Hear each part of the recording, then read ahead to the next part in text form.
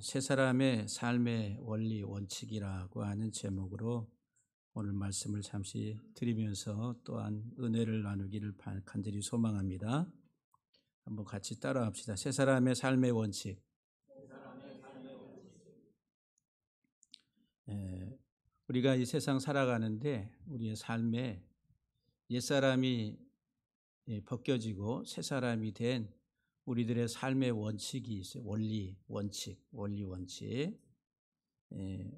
가장 중요한 이게 무엇일까라고 볼 때 오늘 본문에서 우리에게 우리의 삶 속의 관계 속에서 부부 관계, 또 부모와 자식 관계, 또 상전, 오너와 또 종업원, 종들과의 관계를 통해서 우리에게 오늘 말씀을 주고 있습니다. 우리가 어떤 삶의 원리를 가지고 살아가는 게 이 세상에서 새 사람으로서의 삶을 살아가는 것인지 우리 자신들을 다시 한번 돌아볼 수 있는 귀한 시간들이 되기를 간절히 소망합니다. 오늘 본문의 18절과 19절은 부부의 삶의 원칙을 말하고 20절과 21절은 부모와 자녀의 삶의 원칙을 말하고 22절에서 4장 1절까지는 상전과 종들, 회사로 말하면 사장과 오너와 직원들과의 관계, 그 속에서의 우리에게 삶의 원리들을 이야기하고 있습니다. 먼저 이 부부의 삶의 원칙을 18절, 19절을 보게 되면은 아내들이 먼저 나오고 남편이 뒤에 나옵니다. 또 20절과 21절에 부모와 자식 관계 속에서 보면은 자녀들이 먼저 나오고 아비들이 또 뒤에 나옵니다. 그리고 3장 22절에서 4장 1절까지 보면은 종들이 먼저 나오고 4장 1절에 상전들이 뒤에 나옵니다. 그래서 앞에 나오고 뒤에 나오고, 이 말은 앞에를 강조하는, 앞부분을 더 강조한다라고 하는 거예요. 그러니까는 아내들에 대한 포인트, 또 자녀들에 대한 포인트, 종들에 대한 포인트, 이게 더 강하다라고 보시면 돼요. 이거는 이제 하나님과의 우리와 관계 속에서 우리는 하나님의 아내이고, 우리는 하나님의 자녀이고, 우리는 하나님의 종이다라고 성경은 말합니다. 그래서 우리 하나님의 새 사람들로서 이 세상에서 하나님이 우리에게 주시는 원리들을, 삶의 원리들을 본문을 통해서 좀 더 자세히 살펴보기를 원합니다. 18절 말씀에 보면 아내들아 남편에게 복종하라. 그래서 이 말씀을 남편들이 보면은 속 시원하게, 아내들아 남편에게 복종하라. 이봐 이렇게 성경 이렇게 기록돼 있잖아. 내 말 잘 들어. 이걸 이제 무기로 삼고 그렇게 또 힘을 얻으려고 하는 남편들이 있을 수가 있습니다. 아내들아 남편에게 복종하라. 이는 주 안에서 마땅하다. 마땅하다. 그래서 이제 아내들아 남편에게 복종하라. 우리의 삶의 원리, 원칙은 복종이래. 복종. 내 삶의 원칙, 원리는 복종. 하나님 앞에서의 내 삶의 원리, 원칙은 복종이라. 복종. 여기 복종이라고 하는 이 단어가 뭐뭐 아래 내가 둔다 이 말이에요. 나를 어디에다 두냐 하면은 권위자 아래에다가 나를 둔다는 거예요. 권위자 아래. 그러면 가정에서의 권위자는 남편이고 아내는 그 밑에 권위 아래에 있다라고 보시면 돼요. 그리고 권위자 아래에 나를 두는 거, 이게 복종이라고 하는 거예요. 권위를 뛰어넘어서 머리를 위로 올라가서 권위 아래에 있는 사람이 오히려 더 권세를 부리려고 힘을 가지고 주장하려고 하면은 곤란하겠죠. 그래서 이제 가정에서 여자의 아내의 목소리가 커지면은 안 된다라고 그렇게 많이들 이야기하는데, 아내들아 남편에게 복종하라 그랬어요. 한번 여기 남편들이 계신 아내분들 계시면은 바라보시면서 복종 잘 할게요 이렇게. 기분 나빠서 못 하겠네. 별로 내키지 않으시는 것 같아. 예? 복종 잘 할게요 이렇게. 말로만 또 옆에서 이제 또 속을 긁어요. 예, 말로만 하지 말고. 근데 이건 이제 하나님과 우리와의 관계, 하나님 우리의 남편이시고 우리는 그의 아내 된 자들로서 하나님의 우리에게 요구하시는 이 세상에서의 삶의 원리 원칙은 복종이라는 것. 하나님의 권위 아래에 항상 나를 그 자리에다 두는 것이다라고 하는 거예요. 그래서 이 복종하다라고 하는 이 단어 속에서 우리들은 어떤 개념을 보게 되냐면은, 복종한다 이 말은 예의 삶의 토대를 확고하게 하는 것이다라고 하는 거예요. 예라고 하는 거예요. 순종은 사도 바울이 우리에게 말씀하기를 그리스도 안에서 예만 된다라고 그래요. 그래서 이제 하나님의 성막이라고 하는 미시칸이라고 하는 단어도 어떤 개념이냐면은 예를 가르치는 곳, 예스를 가르치는 곳, 그대로 하라고 하는 순종을 가르치는 곳이 성막이라는 거예요. 그래서 예수님이 하나님 말씀을 따라서 하고서 성막이 예수님의 모형이잖아요. 순종의 모습을 그대로 우리에게 보여주고 있는 게 미시칸이라고 하는 성막이라. 여기 복종하라고 하는 이 단어도 마찬가지로 그 개념을 가지고 있다라고 하는, 예하는 곳이, 교회는 하나님의 집은 어떤 곳이에요? 예하는 거예요. 그래서 이 복종하다라고 하는 이 단어가 카나라고 하는 거예요. 히브리 단어의 카나, 복종하다. 그래서 이제 하나님이 이스라엘 백성이 애굽에서 종살이 할 때에 그들을 이끌어내서 어디로 인도하신다고 그랬어요? 가나안이래. 가나안이래. 카나에서 만들어진 명사가 카나안이라. 그럼 카나안이라고 하는 그 뜻이 뭐냐면은 저지대, 그 땅으로서 낮은 곳이라고 하는 거예요. 그 말은 복종이라는, 복종. 애굽에 종살이 할 때에 세상에 종살이 하던 우리들을 가나안이라고 하는 새로운 하나님의 약속의 땅으로 인도하셔서 너희는 이제 내 말을 듣고 내게 복종하라 해서 가나안이라고 하는 땅으로 하나님이 이스라엘 백성들을 이끌어 가셨다라고 하는 거예요. 누구에게 복종하라고? 하나님께. 하나님의 말씀에 순종하고 복종하, 주의 음성을 잘 듣고 말씀을 잘 듣고 복종하라고. 그 가나안이라고 하는 뜻이 뭐라고요? 복종. 저지대 낮다. 복종이라는. 복종이.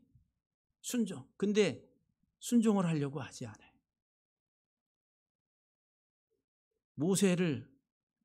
모세에게 주신 하나님의 권위를 뛰어넘어서 막 모세를 거역하고, 광야 속에서 모세를 거역하는 하나님을 거역하는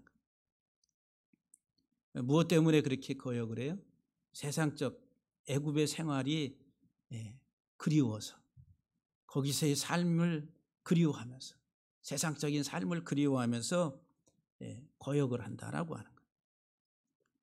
아내들이 남편들에게 복종하라고 할 때 이 복종이 안 되는 게 욕구불만이에요.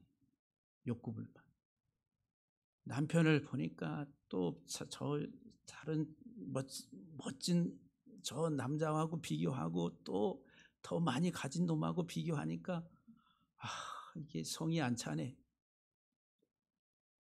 당신 뭐 하는 사람이야? 도대체 뭐 하는 사람이야? 해가지고 복종이 아니라 긁어요. 긁어. 막 긁어. 예? 아내들이여 남편에게 복종하라고. 예하라고. 그 예하는 게 어떤 훈련이에요? 하나님께 예하는 것을 남편에게 예하는 복종의 삶을 표현하라고 하는. 우리 사랑하는 성도 여러분들, 우리 아내들 남편의 권위 아래서 예하시는 우리 아내들 다 되시기를 주의 이름으로 간절히 축복합니다. 이 교회 공동체의 삶이다라고 하는, 우리의 남편이신 하나님께, 우리의 남편이신 예수님께 우리들은 예하는 것, 그 권위 아래서 예하는 것이다. 이것은 주 안에서 마땅하니라 그랬어요. 18절에 보면은 예수 안에서, 주 안에서 마땅하다. 마땅하다라고 하는 뜻이 뭐냐면은 위에 속하다 이 말이, 하늘에 속하다는 거예요. 아내가 남편에게 복종하는 그 삶은 하늘에 속한 삶이라. 골로새서에서 우리에게 계속 말하죠. 땅의 것을 생각하지 말고 위의 것을 생각하고, 땅의 것을 찾지 말고 위의 것을 찾으라 하지. 땅의 것에 속하지 말고 위에 하늘의 것에 속하라고 말합니다. 여러분들이 이 세상을 살아가는데 땅의 것을 사랑해요? 하늘의 것을 사랑해요? 우리들은 땅의 것을 사랑해요. 여러분들 어디에 소속해서 살아가요? 땅의 것에 속해가지고 살아요. 하늘에 속한 사람인데 땅에 속한 삶을 살아가고 있다라고 하는 거예요.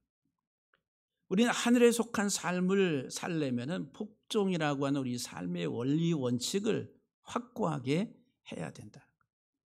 할렐루야. 복종. 자나깨나 복종. 꺼진 불도 다시 보자. 복종이에요. 복종.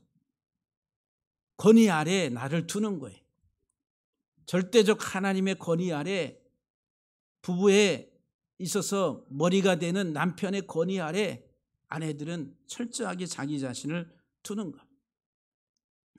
이게 아내들에게 하나님이 요구하시는 삶의 원칙이다라고 하는 거예요. 이게 세 사람의 삶의 원칙.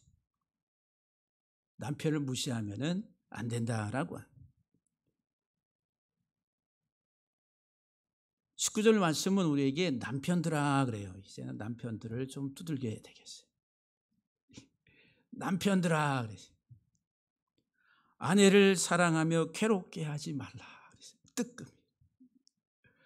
뜨거워. 예? 아내를 사랑하며 아내를 괴롭히지 말라고. 우리 사랑하는 우리 남편들이요, 아내를 사랑하고 아내를 괴롭히지 않고 정말 아내에게 기쁨과 즐거움을 주는 남편으로서 지금 그 자리를, 그 권위의 자리에 앉아 있습니까? 남편들아 아내를 사랑하라. 이 사랑한다라고 하는 것은 희생이에요. 희생. 사랑하는 것은 자기 희생. 아내는 그냥 복종만 하면 돼. 근데 사랑하는 것은 남편이 아내를 위해서 죽어야 돼. 그게 사랑이에요. 어느 게 더 무거워요? 예? 어느 게 더 커요? 죽는 게. 나는 당신을 위해서 죽을게. 남편들, 아내들이 옆에 계시면은 내가 당신을 위해 죽을게. 그렇게 해야지 아내가 남편을 신뢰하고 순종하고 복종하고 따라갈 거 아니에요. 그렇죠? 대답들을 안 하시네. 남편들은 아내를 사랑해요. 사랑은 자기 희생. 화목제물이 되는 거예요.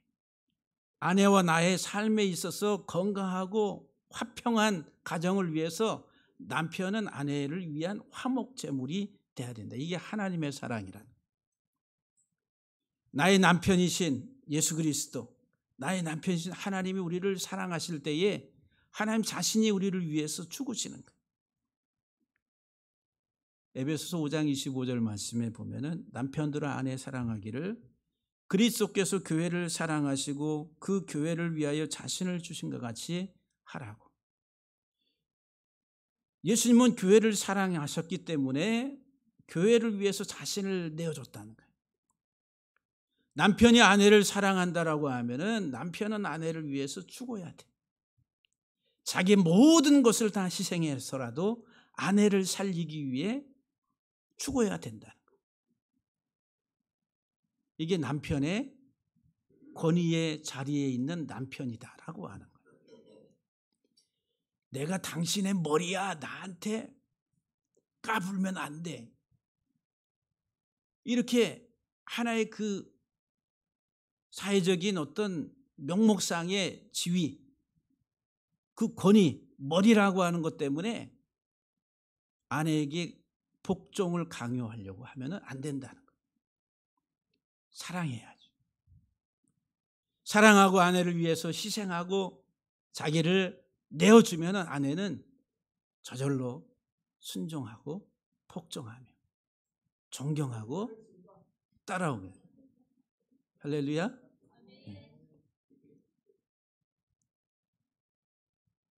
그래서 오늘 하반절에 19절 하반절에 보니까 남편들과 아내를 괴롭게 하지 말라고, 쓴맛 나게 하지 말라고, 아내의 인생이 쓴맛 나게 하지 말라고, 쓴 인생 되게 하지 말라고. 그건 애굽에서의 종살이를 말하는 거예요. 이거는 이제 하나님과 우리 관계 속에서 이스라엘 백성, 하나님의 백성들이 이 세상에서 쓴맛을 보면서 살아가는 쓴 인생을 살았는데 하나님이 우리들을 불러내셨어요. 불러내셨다. 그런데 남편이 아내를 그렇게 쓴맛 나게 하는 인생으로 만들면 안 된다라고 하는 거예요. 괴롭히지 말라고, 괴롭게 하지 말라고, 아내를 격분시키고 흥분시키지 말라고, 화나게 하지 말라고, 괴롭게 하다라고 하는 말 속에 다 들어가 있는 거예요. 그래서 남편들아, 아내를 탐맛 나게 아주 맛있는 인생으로 살도록 아내를 사랑하라. 아내가 즐거운 인생이 되도록 아내를 사랑하라고, 아내를 위해 희생하라고, 아내가 웃으면서 살 수 있도록 사랑하라고. 주님이 우리를 그렇게 사랑하셨어요. 아내된 교회 공동체는 우리는 예수 그리스도 안에서 아주 단맛을 느끼면서 사는 인생, 즐거움을 누리면서 살아가는 웃음이 넘치는 삶을 사는 하나님의 사람, 하나님의 우리 예수 그리스도의 아내된 자들이다라고 하는 거예요. 남편은 아내를 괴롭게 아주 쓰디쓴 맛을 보게 하면 안 된다. 할렐루야. 집사람이 저를 만나서 아주 행복한 여인이 됐는지 아니면은 쓰디쓴 쓴맛 보고 살아가는 여인인지 본인만 알겠죠. 하나님의 사랑 안에서 정말 우리가 살아가는 이 땅 속에서의 여러분들과 저의 인생이 단맛을 느끼며 꿀맛 같은 인생 살아가는 우리 모두가 되기를 주의 이름으로 간절히 축복합니다. 할렐루야. 하나님 우리를 괴롭히지 않으세요. 하나님 우리들을 쓰디쓴 인생의 쓴맛을 느끼게 하고 우리를 격분시키고 화나게 하시는 분이 아니다라고 하는 거예요. 두 번째, 부모와 자녀의 삶의 원칙을 20절과 21절에서 말씀을 주고 있는데, 여기 이제 먼저 또 자녀들을 이야기합니다. 자녀들아 모든 일에 부모에게 순종하라. 하는 모든 일에 부모에게 순종하라고. 이 순종하다 이 말은 아래에서 듣다 이 말이에요. 이게 권위 있는 부모 아래에서 부모의 말에 귀를 기울이고 듣는다 이 말이에요. 아래에서 듣는다는 거예요. 위에서가 아니라 아래에서 듣는다. 그 말은 철저하게 복종하고 순종한다라고 하는 개념이에요. 저와 여러분들은 하나님의 자녀들입니다. 우리는 하나님의 말씀을 아래에서 귀를 기울이고 철저히 듣고 그리고 그 말씀에 순종해야 된다. 이게 순종이 우리 삶의 원칙이라는 거예요. 여러분들은 순종맨이세요? 네? 순종맨이세요? 아니세요? 예. 말 못하는 것은 입이 10개라도 유구무원이래. 예. 모든 일에 부모에게 자녀들은 순종해요. 부모를 원망하고 부모를 대적하고 부모를 멸시하고 부모를 우습게 생각하고 이런 자녀들을 우리는 세상에서 불효자식이라고 그래요. 불효자식. 순종해야 돼. 너무너무 부모님을 사랑하고 존경하며 순종해야 된다. 제가 인생을 이렇게 살고 이렇게 이제 60 중반에 이르러서 이게 보면은 우리 아버님이나 어머님 보면은 뭐 배운 게 뭐 있어요? 없잖아요. 가진 게 뭐 있어요? 없잖아요. 그런데 부모의 그늘 아래에서 내가 자라고 부모님이 생각했던 것들을 생각하면은 어떻게 그 은혜를 평생 갚아도 갚을 수 없는 그 부모가 자식에게 베푸는 그 혜택, 은택이라고 하는 것은 한이 없다라고 하는 거예요. 그러니까 자녀들은 부모에게 철저하게 순종해야 돼. 사랑하고 존경하고 순종해야 돼. 여기 순종하다라고 하는 뭐뭐 아래서 듣다 이 말이 구약의 히브리적 개념으로 말하면 눈을 고정시키는 거예요. 눈을 고정시키는 거예요. 부모에게 눈을 고정시키는 거예요. 그리고 그 부모가 말하는 것에 대해서 귀를 기울이는 거예요.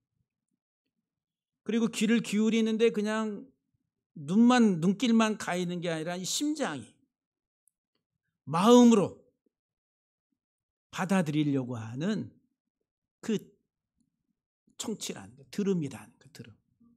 마음으로, 심장. 그 샤마라고 하는 단어 속에 심장이 들어있어요. 마음으로 배우려고 한다. 부모가 하는 말에 대해서. 그런데 하나님은 우리의 부모시라. 하나님은 우리의 아버지시라. 하나님이 우리에게 말씀하시는 것에 대해서 우리들은 심장으로 온전하게 하나님의 말씀에 귀를 기울이고 받아들이면 그 샤마라고 하는 그 듣다라고 하는 그 말씀 속에는 저 넘어 저 곳을 인식하고 바라보게 한다는 거예요.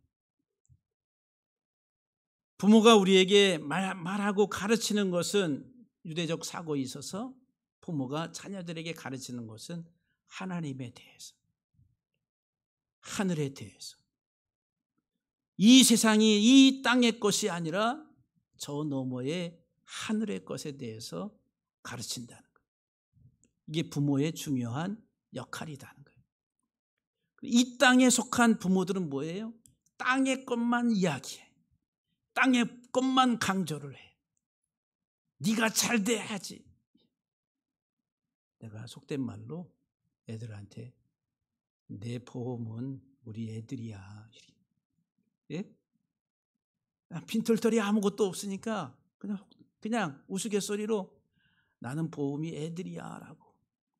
부담감 주려고 하는 게 아닌데 쟤네들이 부담감 가지면 안 되는데 가지란 말인 것 같기도 하고 아닌 것 같기도 하고. 예? 그거는 이제 속된 세상적인 가치 속에서 이야기하는. 그래서 네가 잘 되라. 제가 우리 예림이 고등학교 때인가 성현이가 아빠 누나 남자친구가 있는 것 같아. 뭐야? 갑자기 내가 흥분을 하면서 어떤 놈이 동산교회 나가는 반 친구인지 누군지 그래가지고 핸드폰 가져와보라고 그래. 근데 그때 그냥 눈물이 이렇게 막 나는 거예요. 얼레리 꼴레리. 근데 그게 나도 모르게 얘가 남자친구가 생겼다고 막 이런 생각이 드니까 갑자기 딸을 너무 사랑하고 있었나 봐요. 그런데 이제 커가면서 이제 우리 교회 식구들하고 예림이 신랑 가면 누가 될까 뭐 이렇게 얘기들을 많이 하잖아요. 제가 농담으로 재벌 2세는 돼야 되는데 재벌 2세는 돼야지 예림이 줄 텐데. 그 무슨 얘기예요? 그냥 부자, 돈 잘 벌고 상속 재산도 많고 어떤 그런 놈 만나가지고 신앙 좋고 그러면은 제일 좋다. 농담으로 그렇게 얘기를 했는데 아직 재벌까지는 한참 멀은 것 같아요. 그런데 이제 그런 얘기를 하는 것은 이 세상의 땅의 가치 속에서 이 세상 속에서의 삶의 모습을 가지고 우스갯소리로 하는 이야기. 근데 실질적으로 우리가 살아가는 이 세상에서의 우리의 삶은 다 이 땅의 이야기 하는 거예요. 땅의 이야기. 땅의 것을 가지고 이야기하는. 그런데 자녀들아 부모에게 순종하라. 순종하라. 그 순종하는 것은 뭐예요? 저 너머에 저 곳을 향해서 샴의 자리라는 샴. 저기 이름과 샴이 다 같은 문자예요. 하나님의 이름 저곳. 저 너머에 하늘의 것을 바라보게 한다는 거예요. 하나님 아버지가 우리에게 말씀하시는 거예요. 이 세상이 아니라 하늘의 것을 말씀하세요. 부모들은 자식들에게 이 땅의 것이 전부가 아니라 더 소중한 것이 있는데 그게 뭐냐? 영원한 저 너머에 우리가 가야 될 본향이 있다는 것을 가르치는 거예요. 이게 부모의 가장 중요한 역할이다라고 하는. 이는 주 안에서 기쁘게 하는 것이다 그랬어요. 오늘 본문 20절 하반절에 보니까 주 안에서 기쁘게 하는 것이다 그랬어요. 주 안에 기쁨이 있기 때문에, 예수님 안에 참 기쁨이 있기 때문에, 그리고 주를 향한 기쁨이기 때문에, 주를 위해서 살아가는, 하나님을 향해 살아가는 삶의 기쁨이기 때문에, 부모를 위해서 살아가는 삶의 기쁨이기 때문에, 부모에게 순종하는 것이 억지로 마지못해서 억눌려서 억압에 의해서가 아니라 순종하고 복종하는 것이 내 삶이 부모에게 기쁨이기 때문에, 부모가 뭐를 더 좋아하겠어요? 기뻐하겠어요? 자식들이 순종하고 잘 따를 때에 부모에게는 그보다 더 큰 기쁨은 없다라고 하는 거예요. 우리가 하나님의 음성을 듣고 하나님 말씀을 듣고 아버지신 하나님 말씀에 순종하고 따라갈 때에 하나님께 그보다 더 큰 기쁨은 없다라고 하는 거예요. 그래서 목사인 저에게 있어서도 가장 큰 기쁨이 뭐냐 하면은 성도들이 말씀 속에서 자라가는 거예요. 말씀을 잘 듣고 믿음 안에서 바르게 잘 자라가는 것을 볼 때 그보다 더 큰 기쁨은 없다라고 하는 거예요. 아무리 사회적으로 지위가 높아가고 잘 되고 해도 하나님 앞에서의 믿음의 성장이 보이지 않냐면은 목사에게는 기쁨이 아니다라고 하는 거예요. 할렐루야.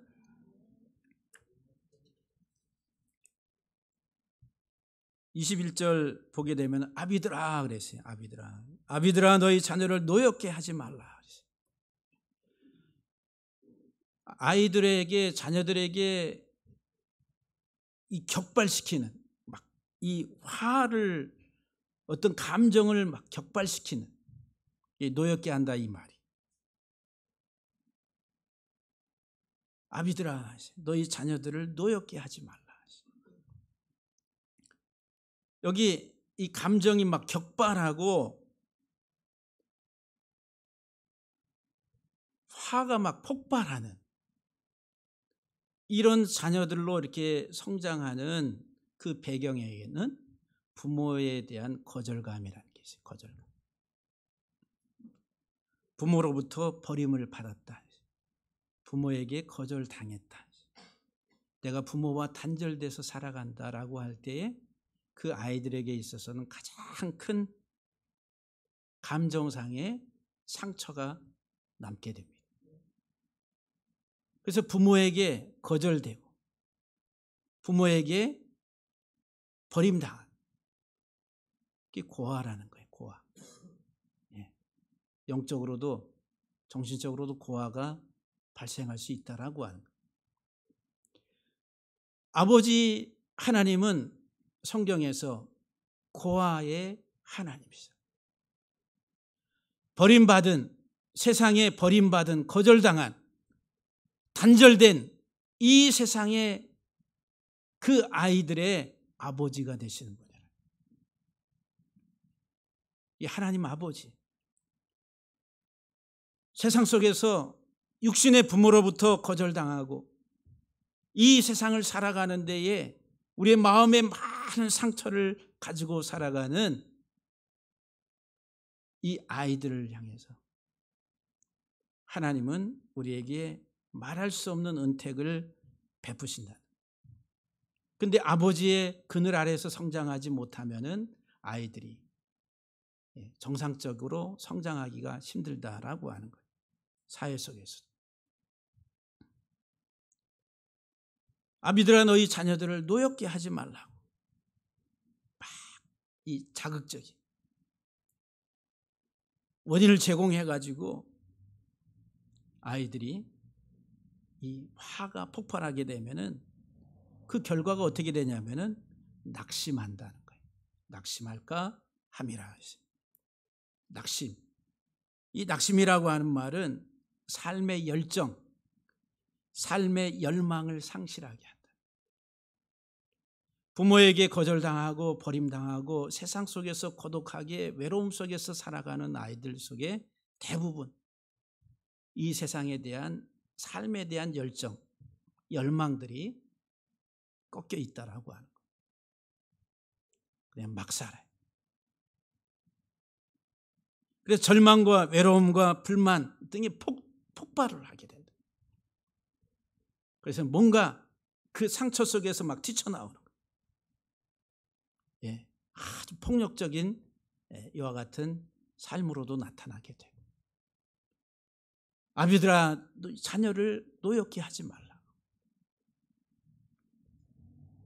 자녀들에게 따뜻하게, 아비들은 자녀들을 보호하고 자녀들에게 무한 혜택을 공급하는 위치에 있는 사람이다라고 하는 거예요. 하나님은 우리 아버지세요. 하나님 우리를 거절하지 아니하시고 버리지 아니하시고 하나님 우리를 찾아오시고 고아와 같은 우리들을 양자 삼으셔서 우리의 상한 우리 심령들을 다시 싸매 주시는 분, 그 아버지 하나님이시라. 아버지와 자녀의 관계, 순종과 은택이라는 거예요. 순종과 은택. 세 번째로는 주인과 종들의 관계 속에서 3장 22절과 이어의 4장 1절 말씀에서 종들아 그랬어요. 종들아 모든 일에 육신의 상전들에게 순종하라. 여기 순종하라 이 말이 부모에게 순종하라고 하는 말과 같은 단어예요. 그러니까 주인의 권위 아래에서 잘 들으라고 하는 거예요. 직원들은 사장이 말하는 것에 귀를 기울이고 잘 들으라고. 직장 생활할 때도 그 주인 사장이 하나님인 것으로 인식하고 귀를 기울이고 청종하라고. 그 말이에요. 훈련이래, 훈련.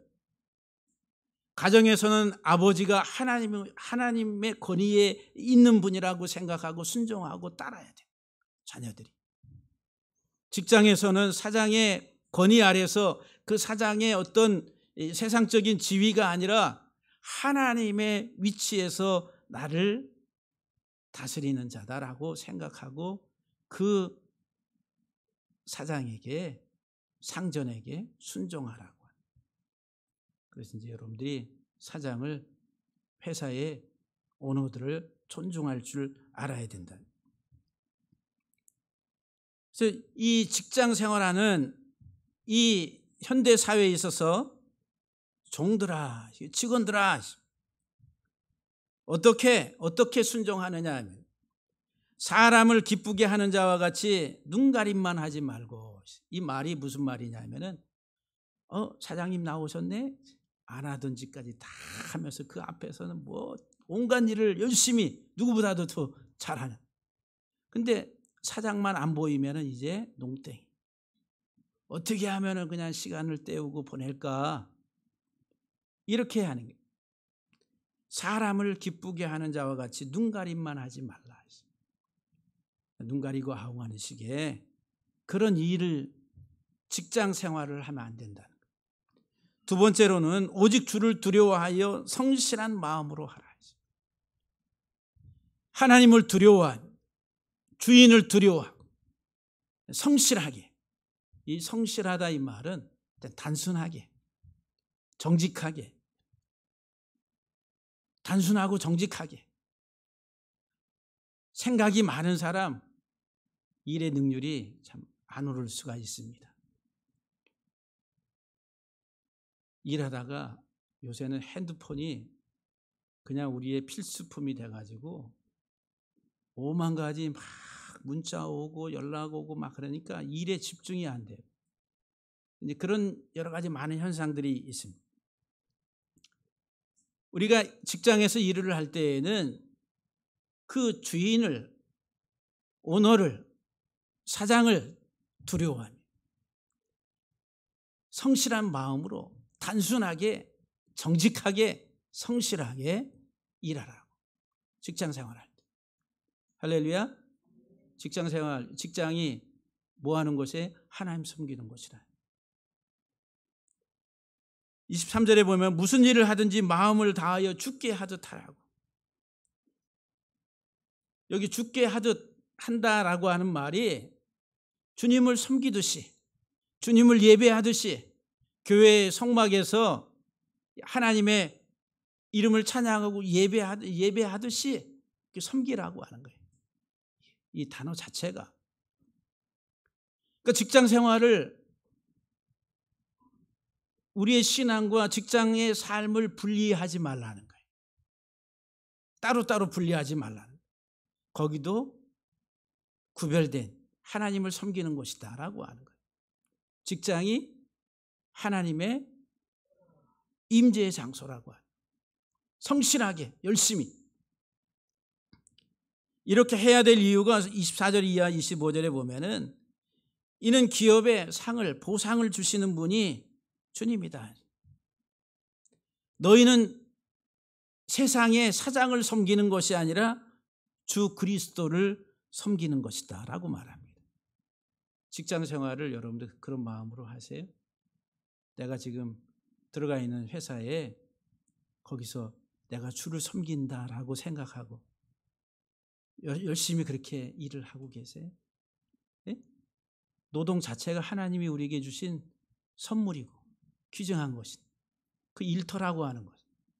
우리의 경제적인 필요를 채워주시는 하나님의 중요한 축복이라고 하는 사실을 여러분들이 얼마나 인식하세요? 직장에서 내가 섬기는 것은 단순히 사람을 섬기는 것이 아니라 주 그리스도를 섬기는 것이다. 그래서 하나님은 사람을 외모로 취하심이 없느니라.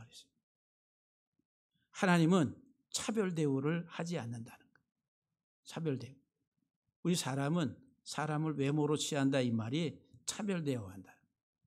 저 사람은 뻔지르하고 잘생기고 잘 나가고 야 대단한 사람 같아. 그러면 꾹꾹하고 별 볼 일 없어 보이고 이런 사람은 아예 무시하고 이게 이제 차별 대우한다는 거예요. 차별 대우. 하나님은 그렇지 않다는 거예요. 가진 자나 없는 자나 하나님 그 중심을 보세요. 어디에서 삶을 살든지 주를 섬기듯이 하는 그 중심을 보시는 하나님이라. 할렐루야. 그게 우리가 가져야 될 삶의 원칙이다라고 하는 거예요. 그러면서 이제 상전들아 그랬어요. 사장님들에게, 주인들아, 상전들아, 의와 공평을 종들에게 베풀지니. 베풀라 그랬어요. 뭐를 베풀라고요? 의와 공평을 종들에게, 직원들에게 베풀라고. 의라고 하는 것은 구제의 말이에요. 자기 깨어짐, 자기 소유에서 자기 깨어짐이라는 거예요. 이게 의는 구제와 동의원. 공평이라고 하는 것은 균등하다, 균등, 동등하다. 직원들에게 뭐를 자기 깨어짐을 통해서 동등하게 종들에게 베풀라고. 이 베풀다 이 말이 자기 소유를 옆에 두고 제공하라는 거예요. 베풀라고. 의와 균등을 베풀라고 주라고 하는 얘기, 나누라고 하는 얘기. 자기 소유욕에 사로잡혀서 자기 것만 챙기려고 하는 욕심쟁이 오너가 되지 말고 의와 균등, 공평을 자기 직원들에게 베풀라고. 자기 소유를 옆에다 두고 나누라고 하는 거예요. 제공한다라고 하는 거예요. 베풀다 이 말이 제공하다. 그래서 이 균등이라고 하는 이 단어가 고린도후서 8장 13절에서 14절에서는 성도들이 헌금하는 그 행위를 가리켜서 많이 가지고 있는 자가 연보를 함으로, 많이 함으로 성도들의 형편을 균등하게 하려 함이니라.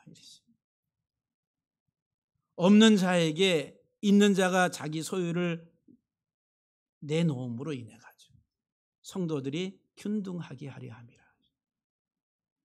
하나님 우리에게 의와 공평을 공급하시는 분. 하나님. 예수 그리스도를 통해서 우리들을 의롭게, 예수 그리스도를 통해서 하나님 우리들을 하나님 앞에 온전하게 설 수 있는 하나님의 사람으로 만드신 진정한 오너, 진정한 상전, 참 주인 하나님은. 할렐루야.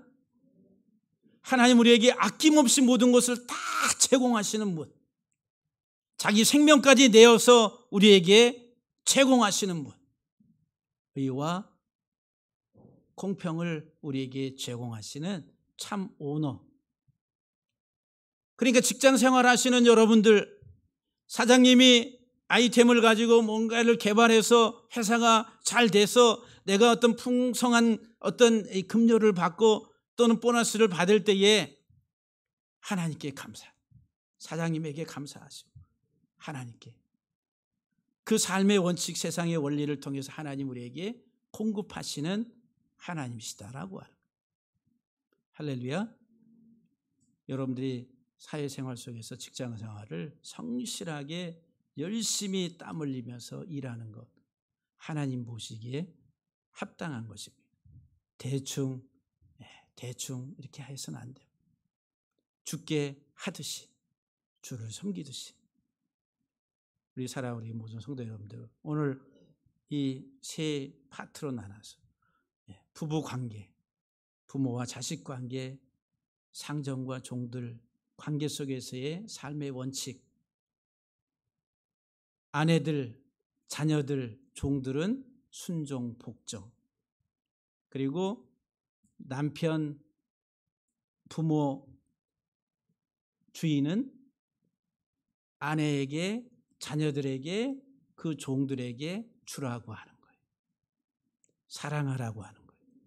자기 희생을 통해서 그렇게 할 때에 교회 공동체, 특별히 하나님의 부름을 받은 새 사람을 입은 저와 여러분들의 삶이 아주 윤이 나고 빛이 나는 하나님의 사람들이 다 될 줄로 믿습니다. 기도하시겠습니다.